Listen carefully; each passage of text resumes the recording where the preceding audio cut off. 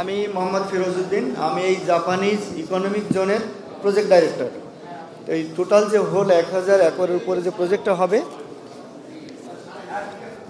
সেটা আমি project director. আর যে অংশে আপনারা আছেন বিএসইজেড, এই অংশের আমরা প্রজেক্ট থেকে ডেভেলপ করে এটা বুঝিয়ে দিয়েছি।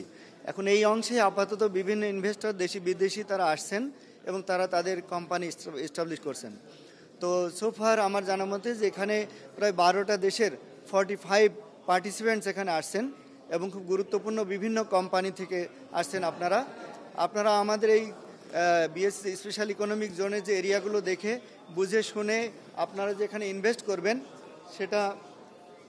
সেটা আমাদের দেশের জন্যে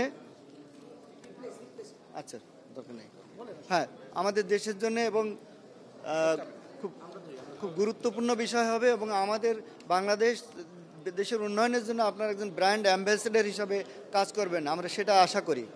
এবং এরপরে যারা আসবেন আমাদের বিভিন্ন ফ্যাসিলিটি তৈরি করা হচ্ছে এবং আপনার জন্য সকল সুবিধা তৈরি করা হবে।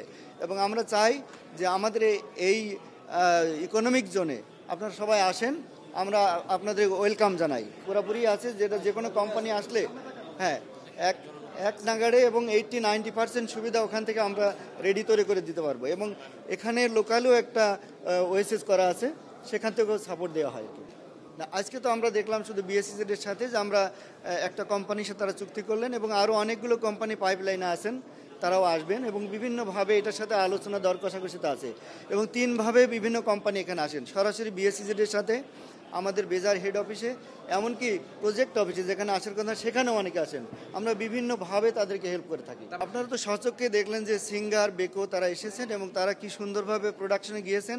এবং যারা অনলাইনে আসেন তারা তো এখনও সমস্যা ফেস করেননি, তাদের ফ্যাসিলিটিগুলো তৈরি হলে প্রোডাকশনে আসলে কাজের সাথে সাথে সুবিধা অসুবিধা সবগুলো আশা করি দূর হবে।